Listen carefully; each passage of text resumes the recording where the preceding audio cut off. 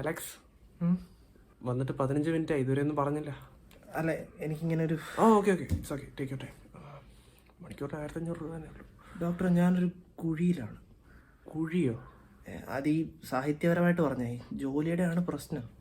ജോലി റിസൈൻ ചെയ്ത് നോക്ക്. അയ്യോ റിസൈൻ ചെയ്യാനൊന്നും പറ്റത്തില്ല, ആകെയുള്ള ജോലിയാ. I C. ഈ കുഴി ഒന്ന് ഡിസ്ക്രൈബ് ചെയ്യാമോ? ഏകദേശം ഒരു 6 അടി താഴ്ച. അതല്ല, ഈ കുഴി കൊണ്ട് ഉദ്ദേശിച്ച സിറ്റുവേഷൻ എന്താണെന്ന് ഒന്ന് ഡിസ്ക്രൈബ് ചെയ്യാമോ? അതെന്ന് വെച്ചാൽ ഞാൻ ഈ ജോലിയുടെ അവിടെ വെച്ച് എടുക്കുന്ന ഓരോ ഡിസിഷനും ഓരോ കുഴിയിലോട്ടുള്ള ചാട്ടമായിട്ടാണ് തോന്നുന്നത്. അങ്ങനത്തെ ഡിസിഷൻ ഒരു എക്സാമ്പിൾ?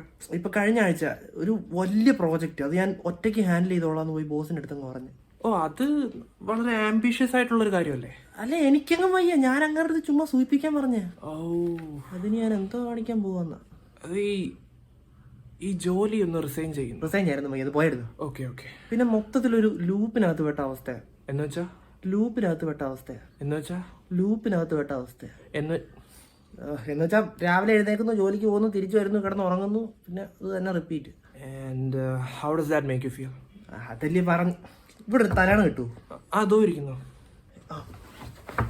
പറഞ്ഞോളൂ, അതുണ്ടാക്കിയ ഫീലിംഗ് എന്താണ്? ഡോക്ടറെ കൃത്യമായിട്ട് പറഞ്ഞു കഴിഞ്ഞാൽ ഈ മുകളിലേക്ക് പടർന്നു കയറാൻ പറ്റാതെ ലക്ഷ്യബോധമില്ലാതെ സൈഡിലേക്ക് വളരുന്ന വള്ളിച്ചെടികളുടെയൊക്കെ അവസ്ഥ എനിക്ക്.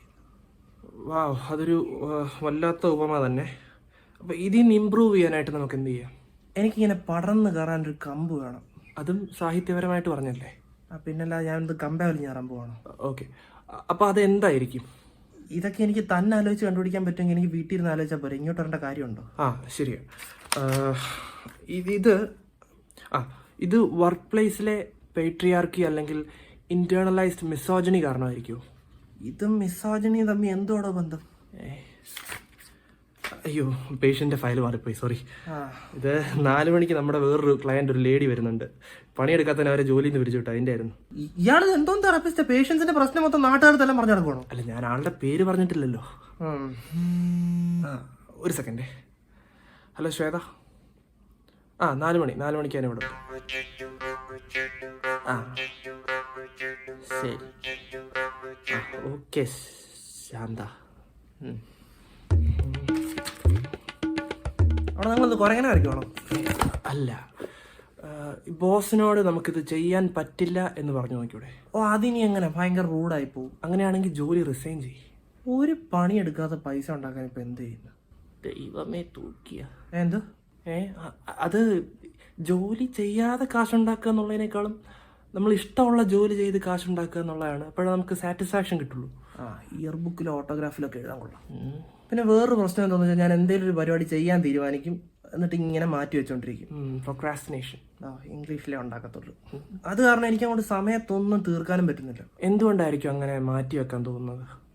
അത് കുറേ ഉണ്ട്, അടുത്ത സെഷനിൽ വല്ലതും പറയാം. ഡോക്ടറെ, ഞാൻ പിന്നെ ഈ ഏകാന്തതയുടെ അപസ്മാര തലങ്ങളിൽ. അല്ല, മലയാളത്തിൽ പറയാമോ? സംഭവം എന്താണെന്ന് വെച്ചാൽ, ഒരു ലോൺലി അവസ്ഥയല്ല ഓഫീസിൽ. ഞാൻ പറയുന്ന ഒന്നും ഈ കൊളീഗ്സ് മര്യാദക്ക്.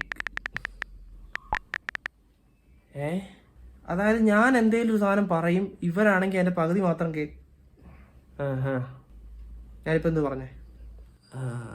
ആരാണ്ട് എന്താണ്ട് കേൾക്കുന്നല്ലേ? അല്ല, ബ്രീത്തിങ് എക്സർസൈസ് വല്ലതും ചെയ്യാം. ജോലി റിസൈൻ ചെയ്യുന്നു.